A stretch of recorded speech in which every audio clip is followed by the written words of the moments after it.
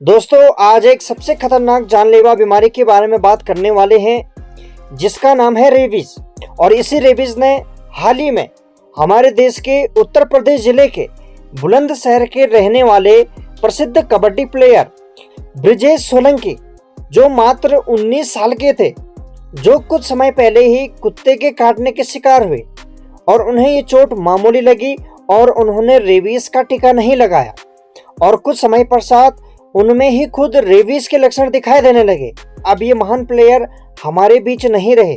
इस महान प्लेयर को तो हम वापस नहीं ला सकते हैं, लेकिन ऐसी कोई अप्रिय घटना ना हो, इसके लिए हमें रेबीज की सटीक जानकारी होनी अनिवार्य है, जिससे हम किसी प्रकार की लापरवाही होने से बच सकें और अपनी जान को बचा सकें।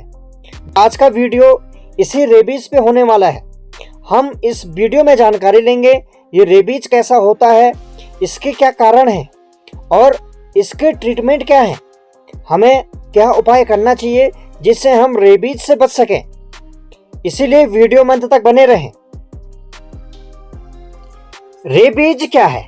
रेबीज एक खतरनाक जानलेवा बीमारी है जिसे अलर्क या जल कांटा भी कहते हैं। इसे हाइड्रोफोबिया नाम से भी जानते हैं, अर्थात पेशेंट को पानी से डर लगने लग जाता है।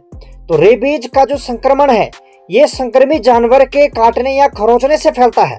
और जानवरों में बात करें तो कुत्ते, बिल्ली, चमगादड़, लोमड़ी या बंदर आदि जानवर के काटने या खरोंचने मात्र से ये रेबीज हमारी बॉडी में जा सकता है और हमें रेबीज से संक्रमित कर सकता है। रेबीज जो वायरस है, ये संक्रमित जानवर के लार में मौजूद रहता है और जब ये लार हमारे शरीर के किसी खुले घाव या खरोंच के स्थान पर या आंख, नाक, मुंह के संपर्क में आ जाती हैं, तो ये हमें रेबीज से संक्रमित कर देती हैं। रेबीज किस वायरस के कारण होता है? रेबीज वायरस के कारण होता है। ये एक न्यूरोट्रॉपिक वायरस है, अर्थात ऐसा वायरस है जो हमारे सीएनएस को प्रभावित करती है। और हमें पता है हमारी सीएनएस में ब्रेन और स्पाइनल कॉर्ड आती हैं।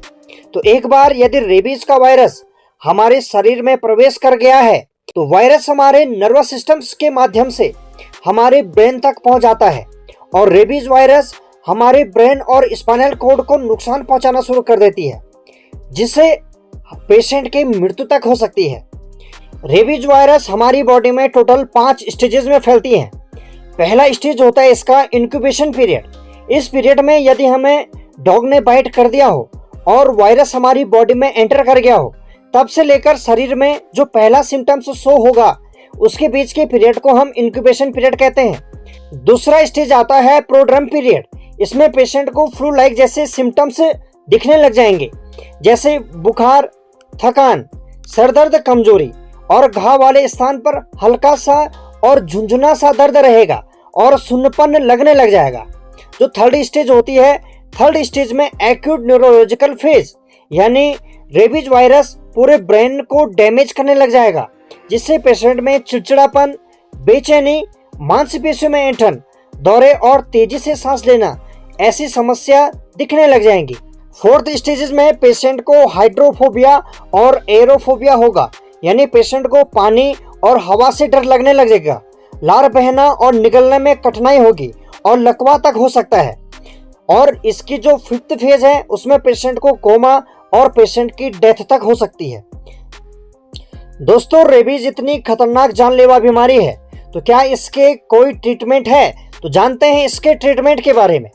सबसे पहले यदि आप जानवर को पालते हैं तो जानवर पर रेबीज का इंजेक्शन लगाते रहें, और यदि किसी जानवर ने काट दिया हो या खरोंच दिया हो तो तुरंत घाव को साबुन से कम 15 मिनट तक अच्छे तरीके से धो लें और 24 घंटे के अंदर अपने डॉक्टर के पास चले जाएं। रेबीज के मार्केट में 2 वैक्सीन हैं। एक वैक्सीन आता है प्री एक्सपोजर प्रोफाइलेक्सिस वैक्सीन और दूसरी वैक्सीन है पोस्ट एक्सपोजर प्रोफाइलेक्सिस वैक्सीन।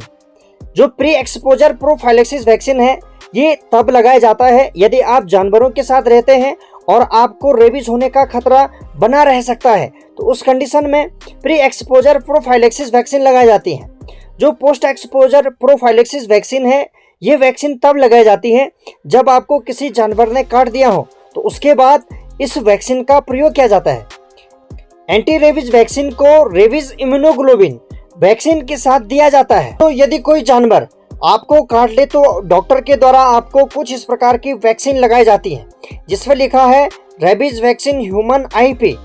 तो इस वैक्सीन की जो फर्स्ट डोज है वो 0 डे में ही लगता है, अर्थात जिस दिन आपको कुत्ते ने बाइट किया है तो उसी दिन आपको इसकी फर्स्ट डोज लेनी पड़ती है। साथ ही टीटी का इंजेक्शन भी दिया जाता है।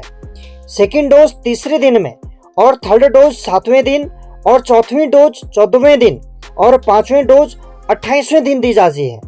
अर्थात ये वैक्सीन 0, 3, 7, 14 और 28 दिन में दी जाती है। दोस्तों, रेबीज का कोई उपचार नहीं है। इसका उपचार तभी संभव है जब आपको कोई जानवर काट ले या खरोंच ले, तो 24 घंटे के अंदर आपको तुरंत डॉक्टर के पास जाना है, और जिससे डॉक्टर आपको एंटी रेबीज का वैक्सीन लगा पाए। अन्यथा रेबीज होने पर इसका कोई उपचार नहीं है। तो यह संपूर्ण जानकारी थी रेबीज के बारे में। जानकारी अच्छी लगी हो तो वीडियो को लाइक, शेयर और चैनल को सब्सक्राइब करें। आपका अपना YouTube channel PN pharma tips.